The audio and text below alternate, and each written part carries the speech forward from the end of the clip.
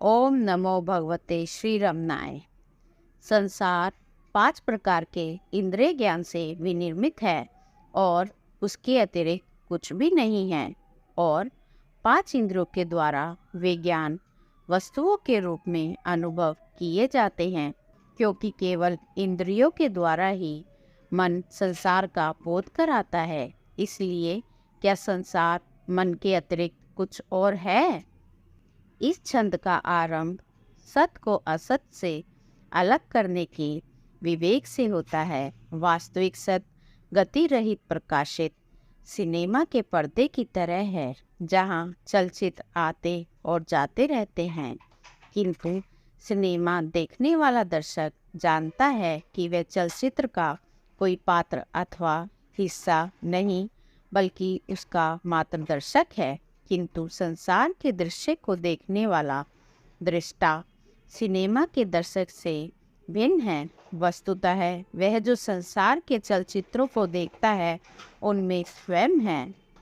भगवान इस श्लोक द्वारा जबरन हमारा ध्यान उन भ्रांतियों की ओर खींचते हैं जिन्हें हमने मानस पटल पर पाल रखी हैं।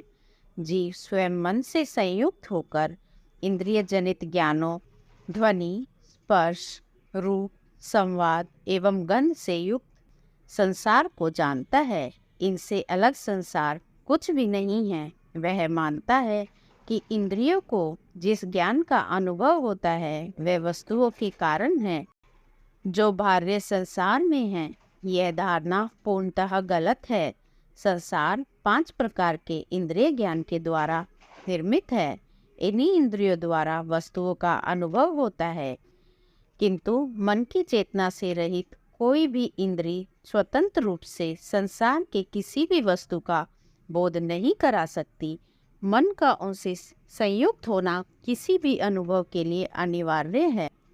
महर्षि छंद में प्रश्न द्वारा संसार की संरचना को स्पष्ट करते हैं, जो स्वयं उत्तर भी है। उनका मत है कि संसार मन के अतिरिक्त कुछ भी नहीं है। मन ही संसार है।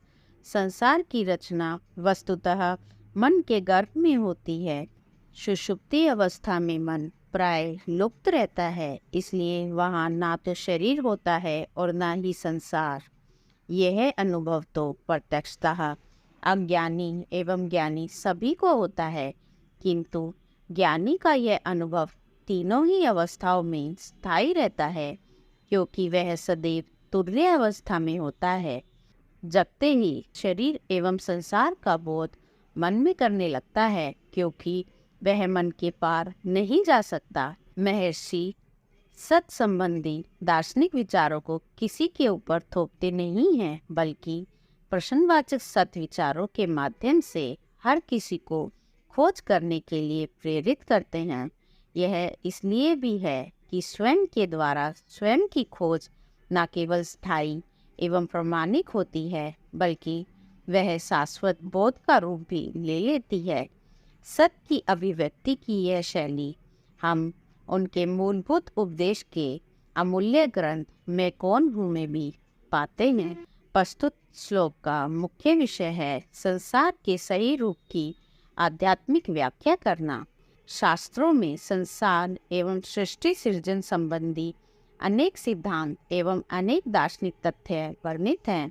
अद्वैत से द्वैत एवं त्रैत की उत्पत्ति एवं बहुसृष्टिवाद का भी उल्लेख है। महर्षि उनका सार बताते हुए महत्वपूर्ण उद्घोष करते हैं कि संसार मन के अतिरिक्त कुछ भी नहीं है।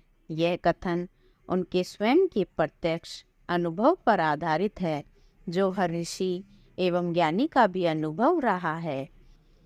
छंद के सूत्र में ही तर्क, तथ्य एवं प्रमाण के सभी तत्व उपस्थित हैं। सत्य को असत से अलग समझने की सामर्थ्य को ही विवेक कहते हैं। साधना में विवेक एवं वैराग्य की महिमा असामान्य है। इनके बिना साधना अग्रसर नहीं हो सकती। उपरोक्त छंद के चिंतन से साधक के भीतर बुद्धि में विवेक प्रदीप्त होता है अथवा प्रकाशित होता है, जो सत्य की ओर अग्रसर करता है।